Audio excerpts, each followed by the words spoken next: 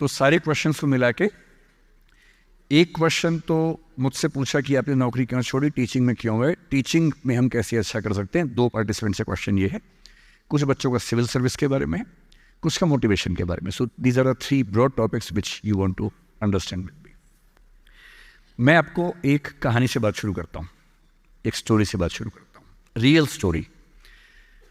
Story से इसलिए कि स्टोरी से बात समझ में ज़्यादा आती है। और एज ए पेरेंट, मेरा एक बेटा है, 17 का होने वाला है, नहीं होने वाला नहीं, हो गया है, 3 दिन पहले हो गया है, अब ये भी हुआ है।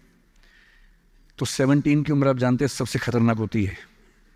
आप लोग भी लगभग उसके आसपास होंगे या अभी उससे निकले होंगे। Most difficult age is this, 16, 18, 19।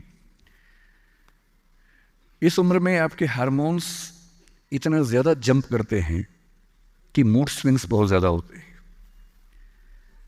आपको अपने दोस्तों से बात करके इतना सुकून मिलता है। पेरेंट्स दुश्मन नज़र आते हैं इस उम्र में। पेरेंट्स कोई अच्छी बात भी कहें तो लगता है कि ये क्यों मनहूस लोग हमारे घर में रहते हैं, क्यों ऐसी खराब खराब बात बोलते हैं। They don't understand, they are outdated people, ऐसा मन में भाव आता है। सबको आता है, आपको आ रहा है तो पहली बार नहीं आ रहा है, आज से 30 साल के बाद आपके बच्चों को भी आएगा आपके बारे में। एकदम उतनी ही इंटेंसिटी से आएगा जितना आपको आता है। जितना आपको लगता है कि आपके पेरेंट्स बिल्कुल नहीं समझते, आपके बच्चे आपके बारे में यही सोचेंगे 30 साल बाद। ये एकदम इटर्नल ट्रुथ है जिसको आप रोक नहीं पाएंगे। So this is normal thing. आप लोगों की एज में जो सबसे बड़ी चिंता मुझे होती है, जैसे मैं अपने बेटे से बात करता हूँ, तो मैं तो एक बहुत ही खराब पेरेंट हूँ। खराब पेरेंट का मतलब मैं कभी कहता ही नहीं कि पढ़ो, कभी कहता ही नहीं कि टॉप करो, मैं कभी नहीं कहता। मैं सिर्फ ये कहता हूँ कि बेटा हर साल एक क्लास पास करते रहो, काफ़ी है। बस इतनी साउंड प्रिपरेशन मत करना कि मैं 8वीं क्लास 2 बार में करूँगा, ऐसा मत करना, एक ही बार में कर लो। और मैं कभी परसेंटेज पूछूंगा नहीं आपसे, मैं पूछता भी नहीं, हालांकि वो बता देता है, लेकिन मुझे उसमें इंटरेस्ट है नहीं। Whatever percentage he gets. And we also have a daughter, I am not the biological father, she is a relative's daughter, so she lives with us. हम दोनों बच्चों से बोलते हैं कि हम कभी नहीं पूछेंगे परसेंटेज क्या है, ना हम पूछते हैं, ना हमारा इंटरेस्ट है। हमारा इंटरेस्ट केवल इस बात में है कि वो बेहतर ह्यूमन बींग्स बन जाए, क्योंकि मैंने ज़िंदगी को बहुत अच्छे से देखा है।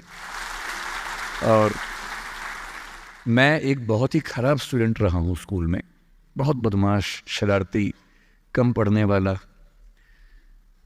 पर दिमाग इतना था कि 10 दिन 20 दिन पढ़ के अच्छे नंबर आ ही जाते थे। तो मेरा दिमाग कहता था कि जो काम 10 दिन का है उसके लिए साल क्यों ख़राब करूँ। तो जब 10 दिन में हो ही जाता है तो 10 दिन ख़राब करेंगे उसमें। और दूसरी बात, ओवर द ईयर्स मैंने ये सीखी है कि जो मैंने स्कूल में पढ़ा था उसमें से बहुत कम ज़िंदगी में काम आता है। मैंने ट्रिगोनोमेट्री पढ़ी, मेरी ज़िंदगी में कभी काम नहीं आई। मैं कभी थीटा वीटा लगा ही नहीं पाता कहीं पर भी, आज तक यूज़ नहीं किया मैंने थीटा, कहाँ थी यूज़ करूँ, काम ही नहीं आया। मैंने दुनिया भर के नक्शे रटे थे स्कूल में, कहीं काम नहीं आए।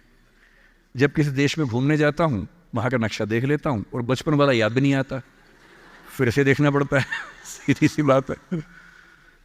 तो मैंने फील किया कि ज़्यादातर चीज़ें जो स्कूल में हम पढ़ते हैं, कॉलेज में पढ़ते हैं, वो जो नॉलेज है वो ज़िंदगी में बहुत काम नहीं आती। जब काम आता है वो और चीज़ें, मैं उस पर ज़्यादा बात करूँगा आपसे। लेकिन मेरी चिंता एज ए पेरेंट, और क्योंकि आप बच्चे उसी उम्र में हैं, मैं लगभग 50 साल का हूँ, तो आप मेरे लिए लगभग उसी रोल में हैं कि आप मेरे बच्चे जैसे हैं। क्योंकि जो बच्चे होते हैं ना, अपने पेरेंट्स से बड़ी नफरत करते हैं, दूसरों के पेरेंट्स की सुन लेते हैं बात। तो आप मेरी बात सुन लेंगे, अपने घर में नहीं सुनेंगे। जैसे मेरा बेटा मेरी बात नहीं सुनता है, वो शायद यहाँ सीएम साहब की बात सुन लेगा। तो दूसरों की बात सुनना आसान होता है, अपने पेरेंट्स की बात सुनना मुश्किल होता है। तो आप सुन रहे हैं इसलिए मैं सुना रहा हूँ आपको। तो जो कहानी मैं आपको सुनाना चाह रहा हूँ एक रियल कहानी है, और मेरी सबसे बड़ी चिंता अपने बच्चों को लेकर, आपको लेकर वही रहती है। मैं जब भी कोई कहानी सुनाता हूँ, नाम, जगह, वो सब बदल देता हूँ ताकि किसी की प्राइवेसी पर हमला ना हो। सबकी राइट टू प्राइवेसी है ना। एक बच्चा था जिसको मैं जानता हूँ, बचपन से जानता हूँ, बहुत ही ज़बरदस्त आर्टिस्टिक बच्चा, म्यूज़िक का उस्ताद। उसके घर में लगभग सब लोग म्यूज़िक के उस्ताद थे। इंस्ट्रूमेंटल म्यूज़िक, वोकल म्यूज़िक, हर चीज़ में अच्छा, पढ़ने में भी ठीक, बढ़िया। और जब हम स्कूल में थे, वो मेरी क्लास में तो नहीं था, थोड़ा सा अलग क्लास में था, पर स्कूल में बहुत पॉपुलर था being into music. I was in debating, he was into music. और बाद में उसने हमारा स्कूल छोड़ भी दिया कुछ समय के बाद, फिर वो कहीं और चला गया, फिर हमारा मिलना नहीं हुआ। उस समय ना तो व्हाट्सएप था ना यूट्यूब था, तो बाद में मिलने का स्कोप भी नहीं रहता था। जो एक बार चला गया वो चला ही जाता था उस समय। अब तो बच्चे ज़िंदगी भर दोस्त रहते हैं। फिर जब मैं दिल्ली यूनिवर्सिटी में आ गया, ग्रेजुएशन कर चुका था, उसके बाद अचानक मुझे एक बचपन का दोस्त मिला जिसने मुझे एक इंटरेस्टिंग क्या डेवास्टेटिंग बात बताई। तो बात चल रही थी कि स्कूल के दोस्त कहाँ कहाँ हैं, क्या कर रहे हैं। तो बातों बातों में उसका जिक्र भी आया। तो मैंने बड़ी उम्मीद से पूछा, मैंने कहा वो तो बॉम्बे चला गया होगा, फिल्म इंडस्ट्री में चला गया होगा। तो मेरे दोस्त ने पूछा कि तुम्हें नहीं पता उसके बारे में? मैंने कहा नहीं। उसने कहा यार वो जेल में है, and he was one of the most creative students of our school. मैंने कहा जेल में क्यों है? बोले सच में नहीं पता। मैंने कहा सच में नहीं पता मुझे। बोले वो ग्रेजुएशन करने के लिए जब गया तो पता नहीं क्या हुआ, उसकी थोड़ी संगति खराब हो गई। बैड कंपनी जिसको हम बोलते हैं, जो इस उम्र में अच्छी लगती है, वही वाली। तो कॉलेज लाइफ में थोड़ी बहुत बैड कंपनी सबकी होती ही है, हल्की फुल्की होती है, एक सामान्य बात है। अच्छा, बच्चा बच्चा ना रहे ये भी तो अच्छी बात है ना, थोड़ा बचपन तो जीना भी चाहिए, थोड़ा शरारतें करने भी चाहिए। पर किसी किसी का दुर्भाग्य होता है कि ज्यादा हो जाता है, उसके साथ ऐसा हुआ। उस सब प्रोसेस में उसको ड्रग्स की आदत लग गई। और ड्रग्स एक ऐसी चीज है, एडिक्शन ऐसी चीज है कि उसमें वन वे रास्ता होता है, टू वे नहीं होता है। आप जा सकते हैं, वापस नहीं आ सकते। मतलब 1000 लोग जाएंगे तो उनमें से एक आध वापस आएगा, वो भी इतने मुश्किलों से जो ऑलमोस्ट इम्पॉसिबल है। I have seen many such cases. Social welfare department से मेरे कई दोस्त ऑफिसर से, तो मैं उनसे जब पूछता हूँ बताते हैं, मैंने ऐसे लोगों को देखा है 10-10 साल से स्ट्रगल कर रहे हैं एडिक्शन से बाहर आने के, नहीं आ पा रहे, खत्म हो गए हैं। उस बच्चे को ड्रग्स की आदत पड़ गई कॉलेज में जाके, पेरेंट्स को पता ही नहीं था। तो जब पेरेंट्स को भनक लगी तो उसको दबाव बनाया कि तुम घर आ जाओ। अब वो जिस कंपनी में था, दोस्तों वाली कंपनी में, वहाँ अब ड्रग्स बहुत महंगे होते थे, पैसे घर से बहुत कम आते थे, जितने पैसे एक मिडिल क्लास फैमिली दे सकती है। अब वो घर से ज़्यादा पैसे मांगने लगा, पैसे मिलते नहीं थे। उसको अपने ही घर के लोगों पर गुस्सा आने लगा। तो एक बार वो अपने घर आया हुआ था छुट्टियों में, और वहाँ भी वो कुछ कुछ करता रहता था। उसके पेरेंट्स ने उसको बहुत समझाया कि बेटा ऐसा मत करो। और एक दिन इस बात पे झगड़ा बढ़ गया। भाई आप पेरेंट्स की चिंता समझेंगे आज से 30 साल बाद, जब आपके बच्चे इस एज में होंगे ना, आपकी नानी मर जाएगी उस समय। नानी मरना एक मुहावरा है, इसका मतलब बहुत चिंता में रहेंगे उस समय आप। और उस दिन पता नहीं क्या हुआ, एक झगड़ा हुआ, क्योंकि जो एडिक्शन के शिकार हैं उनका दिमाग उनके कंट्रोल में नहीं होता है। यहाँ तक कि जो ड्रिंक करते हैं, ड्रिंक एक लेवल से ज़्यादा कर लें तो दिमाग कंट्रोल से बाहर निकलने लगता है। ड्रग्स में तो ये एलिमेंट बहुत ज़्यादा होता है। और आधी रात को उसने क्या किया, उसने अपनी फैमिली के 5 लोगों का मर्डर कर दिया। मर्डर। उसने खाने में जहर मिलाया, लगभग सब लोग उससे मर गए। एक मेंबर नहीं मरा क्योंकि उसने खाना खाया नहीं उस दिन, तो उसको उसने अलग से मारा। और ये बात है जब उसकी उम्र लगभग 17-18 साल की थी, या 19 के आसपास रहा होगा। उसके बाद वो जेल गया। मुझे उसके बाद से पता ही नहीं कि क्या हुआ, फांसी हुई या उम्र कैद हुई या क्या हुआ, ना तो मुझे पता है, ना मैं इंटरेस्टेड हूँ जानने में। मैं उसका नाम हम सब जानता हूँ, एंड 1-2 क्लास स्कूल में ऐसी थी कि वो हम आसपास थे, जानते थे, पहचानते थे एक दूसरे को। मेरी सबसे बड़ी चिंता ये होती है बच्चों को लेकर कि किसी भी गलती से वो ड्रग्स में ना चले जाएं। आप सबसे रिक्वेस्ट कर रहा हूँ हाथ जोड़ के, कुछ भी कर लेना, ये मत करना। बदमाशी करो, शरारत करो, थोड़ा इश्क विश्क होगा करो, कोई दिक्कत नहीं। किसी को चीट मत करना, ड्रग्स में मत जाना, क्योंकि इन रास्तों पर जाने के बाद वापसी का रास्ता नहीं है, पूरी ज़िंदगी ख़त्म हो जाती है। एक शायर ने कहा है, बस एक कदम गलत उठाता राह शौक में, राह शौक का मतलब शौक के रास्ते पर चल पड़े थे, बस एक कदम गलत उठाता राह शौक में, मंजिल तमाम उम्र मुझे ढूंढती रही। मेरी मंजिल ज़िंदगी भर मुझे ढूंढती रही, कहाँ चला गया? सिर्फ एक गलती हुई थी और उस एक गलती ने कहीं का नहीं छोड़ा।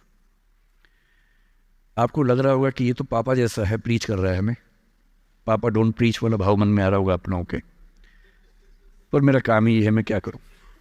मुझे जितनी चिंता अपने बच्चे की उतनी आपकी चिंता है, तो मैं तो बोलूँगा। आप मानेंगे नहीं मानेंगे आपकी मर्जी है, लेकिन ईश्वर ना करे कुछ गलती हुई तो बाद में आप इस बात को याद ज़रूर करेंगे कि किसी ने समझाया था हाथ जोड़कर, और हम उसके बाद भी नहीं समझे थे। कुछ भी करना, उस रास्ते पर मत जाना। और इस रास्ते पर लोग क्यों जाते हैं?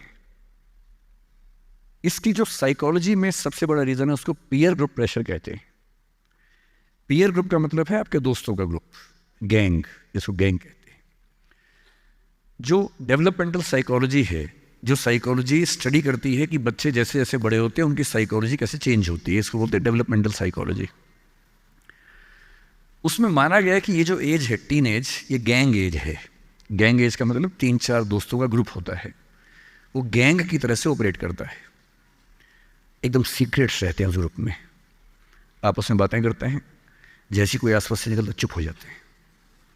उनको लगता है कि उनके पास कुछ सीक्रेट इन्फॉर्मेशन दुनिया की ऐसी है जो मोसाद और रॉ और इन्हीं सब के पास होती है, किसी के पास नहीं होती। जबकि वो जो बात कर रहे होते हैं उनके पेरेंट्स वो बात 30 साल पहले कर चुके हैं। वो ऐसी कोई बात नहीं कर रहे जो उनके पेरेंट्स को नहीं पता, वो सब बातें करके ही बड़े हुए हैं। पेरेंट्स भी तो बने ही है ना भाई, ऐसा थोड़ा ना, उन्होंने तो ज़िंदगी देखी है। पर उनको लगता है कि वो कुछ खास ऐसा जानते हैं।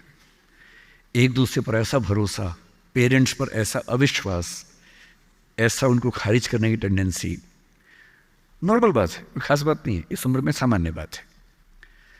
पर डेवलपमेंटल साइकोलॉजी जब हम पढ़ते हैं तो उसमें कहते हैं कि जो बच्चा होता है 1-2 साल तक का, उस पर सबसे ज़्यादा असर उसकी माँ का होता है, क्योंकि माँ उसके लिए पूरा संसार है। उस बच्चे की 2 ही ज़रूरतें हैं कि जब वो गीला हो तो वो पहुँच दे, जब भूख लगे कुछ खाना खिला दे। शुरू के 6 महीने इन दोनों ज़रूरतों को जनरली उसकी माँ ही पूरा करती है। तो उसको धीरे धीरे लगता है कि जो माँ है ना, यही मेरा सब कुछ है, और माँ की हर बात को फॉलो करता है वो। 6 महीने के बाद थोड़ा सा बाहर का खाना, घर के बाकी मेंबर्स का असर पड़ने लगता है। 2 साल के बाद जब बच्चा पहली बार स्कूल जाता है, 2 या 3 साल के बाद, तो आप देखेंगे प्राइमरी स्कूल में टीचर्स आमतौर पे महिलाएं होती हैं, विमेन होती हैं, मेल्स नहीं होते हैं। उसके 2 रीज़न है। एक तो मेल्स में इतनी पेशेंस होती नहीं आमतौर पे। अपना ही बच्चा हो तो 2 मिनट के लिए चिकोटी काटना, प्यार करना ठीक है, 2 मिनट के बाद नहीं झेल पाते वो। और बच्चा अगर रोने लगे, उनके चश्मा उतार के मारे, थप्पड़ मार दे, मूंछ खींच ले, इरिटेट हो जाते हैं। 5 मिनट के बाद तो बच्चा पिटता ही पिटता है अपने बाप के हाथों। इसलिए बच्चे भी बाप के पास कम जाना पसंद करते हैं, जाते हैं 1-2 मिनट के लिए, फिर भाग आते हैं वहाँ से। इनको पता है कि ये जो ब्रेक इवन होने वाला टाइम आ गया है, अब इस टाइम पर निकल जाना चाहिए। मदर्स में बायोलॉजिकली भी और कल्चरली, सोशली भी ये वैल्यू ज़्यादा डेवलप हो जाती है कि वो झेल लेती हैं उस बच्चे की परेशानियों को।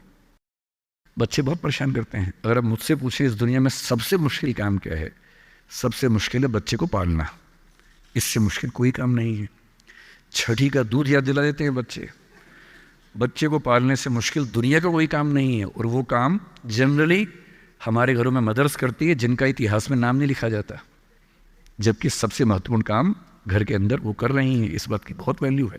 कई जगह पेरेंट्स मतलब फादर्स भी कर रहे हैं कुछ हद तक, लेकिन जनरली दुनिया में ज़्यादा ये काम अभी तक महिलाओं के हाथ में ज़्यादा है। जब बच्चा स्कूल जाता है तो स्कूल जाने के बाद आप देखें जो लेडी टीचर होती है, जिसको बच्चा प्यार से मैम कहता है, मैम, ऐसे बच्चे के लिए मैम दूसरा भगवान होता है मम्मी के बाद।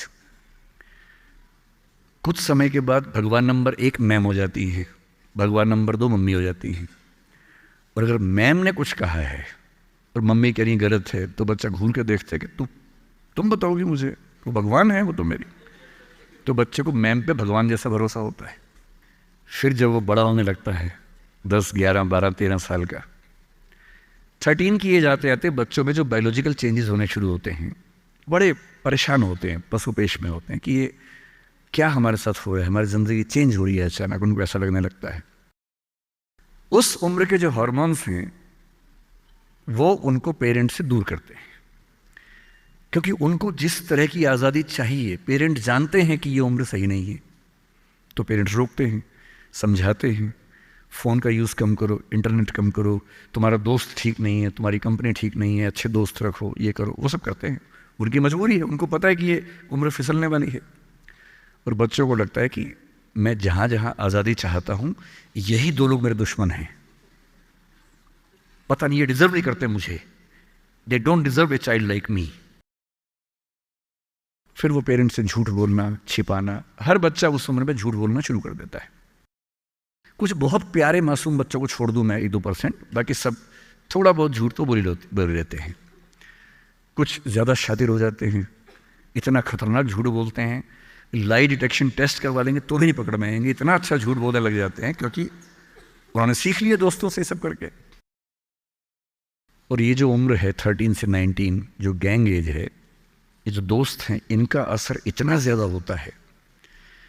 और आपकी पर्सनैलिटी कैसी है, हर गैंग में 4-5 लोग होते हैं, उनमें से एक मुखिया होता है, उनका गैंग का नेता होता है, जो थोड़ा सा एग्रेसिव है, डोमिनेटिंग है, असर्टिव है, वो फैसले करता है सबके लिए। आपने डिसीजन मेकिंग का सवाल पूछा, इसी पे सो समझेंगे।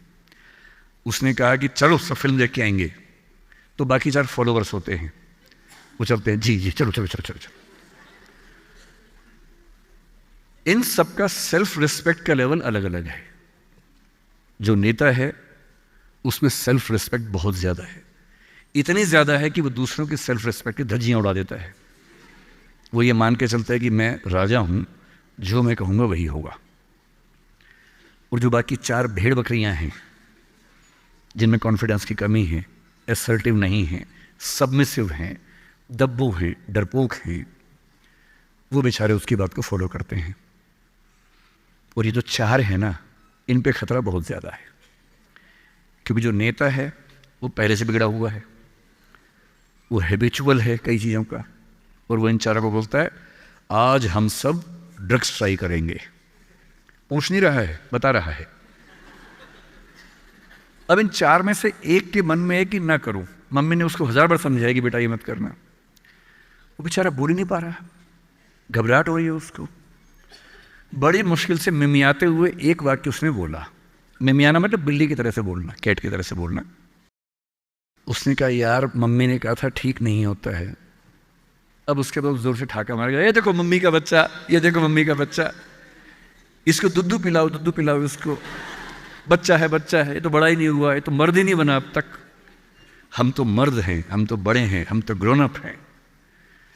इस बच्चे की सेल्फ एस्टीम, सेल्फ रिस्पेक्ट इतनी कम है कि डर जाएगा, एकदम घबरा जाएगा। 3 लोग बोलेंगे अरे कुछ नहीं होता, अरे कुछ नहीं होता, आजा आजा आजा आजा, अरे कुछ नहीं होता, कर ले ट्राई, हम भी तो कर रहे हैं, कर ले ट्राई। और इसी प्रेशर में ये बच्चा पहली बार ऐसी गलती करेगा। और मैंने पहले ही कहा कि रास्ता एक तरफा है, वापसी का रास्ता नहीं। इस प्रेशर को बोलते हैं पीयर ग्रुप प्रेशर, दोस्तों का प्रेशर। मैं अपने बच्चे को केवल एक बात सिखाता हूँ, बाकी पढ़ाई लिखाई तो मुझे पता है ज़िंदगी में जब कोई करना चाहेगा कर ही लेगा। इंटरनेट की दुनिया में, गूगल की दुनिया में, आप क्या मतलब मैं क्या पढ़ा दूँगा आपको, टीचर क्या पढ़ा लेंगे, सब गूगल पे उपलब्ध है, सब ऑनलाइन अवेलेबल है। जो टीचर बनना चाह रहे हैं समझ लें, अब टीचर का काम नॉलेज देना नहीं है, नॉलेज आपसे ज़्यादा, आपसे बेहतर गूगल पे है। अब आपका काम उससे ज़्यादा बड़ा है। क्या है अभी डिस्कस करेंगे। मैं केवल एक बात पे फोकस करता हूँ कि मेरे बच्चे या आप लोग पीयर ग्रुप प्रेशर से बच सके।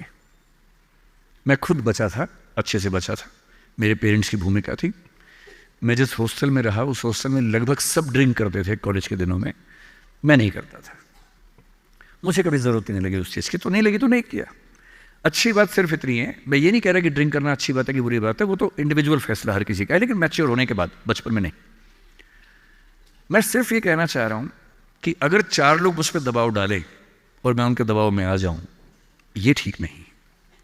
मुझे ध्यान है कि हमारे हॉस्टल की नाइट्स चलती थी, फ्राइडे की रात है, वार्डन साहब छुट्टी पे हैं, 10-12 लोग एक कमरे में बैठे हैं, शराब की बोतल खोल ली है या बियर जो भी है, सबका मन है पीने का। वो मतलब एडल्ट्स हैं, 18+ के थे, वो शायद लीगली अलाउड होगा उनके लिए, मुझे नहीं पता। और जो लोग नहीं पीना चाहते उनको दबाव बना रहे हैं कि पी के दिखा, तू मर्द है तो पी के दिखा, बड़ा हो गया तो पी के दिखा। जब भी कोई ऐसा दबाव बनाए ना, इतना भी दबाव में नहीं आना है। जैसे कोई बोले बड़ा है तो पी के दिखा, आपको बोलना है मैं इसको पिए बिना ही बड़ा हूं। मर्द है तो पी के दिखा, मैं इसको पिए बिना ही मर्द रहता हूं। तुम इसको पी के मर्द बनते हो, हम ऐसे ही मर्द हैं भाई। दोस्त नहीं है क्या हमारा? तो क्या बोलना है, अगर तुम्हारी दोस्ती के लिए मुझे पीनी पड़ेगी शराब, तो मेरी दोस्ती के लिए तुम छोड़ क्यों नहीं सकते? अजीब बात है भाई। दोस्त, क्या मैं ही तुम्हारा दोस्त हूं? तुम मेरे दोस्त नहीं हो? तुम्हारी दोस्ती के लिए मैं ड्रग्स लेना शुरू कर दूं और मेरी दोस्ती के लिए तुम छोड़ नहीं सकते? अगर तुम छोड़ नहीं सकते तो मैं ले नहीं सकता। और दोस्ती अपनी जगह है, हमेशा ध्यान रखना। भूल के भी कभी कोई ऐसी डिमांड मत करना जो दोस्ती की हदों से ज़्यादा जाती हो। मैं साफ कह रहा हूं, मैं ड्रग्स के रास्ते पर नहीं जाऊंगा, ये काम मैं नहीं करूंगा। मुझसे दोस्ती रखनी है, इन शर्तों के साथ रखो। मैं किसी दबाव में ना आया हूं ना आऊंगा। इसको बोलते हैं असर्टिवनेस। अपनी शर्तों पे जीऊंगा, किसी के दबाव में नहीं जीऊंगा। जो गलत है, नहीं करना है तो नहीं करना है। एक शायर ने बड़ी अच्छी बात कही इश्क के बारे में, लेकिन यहाँ अप्लाई होती है। उसने कहा, वो नहीं मेरा सही, उससे मोहब्बत है तो है। भाई किसी से मोहब्बत है, नहीं हो पाया मेरा, कोई बात नहीं। वो नहीं मेरा मगर उससे मोहब्बत है तो है। अब ये रस्मों और रिवाजों से बगावत है तो है। अगर मैंने एक सही बात कह दी और वो रस्म रिवाज के खिलाफ है तो है, मैं क्यों डरूंगा?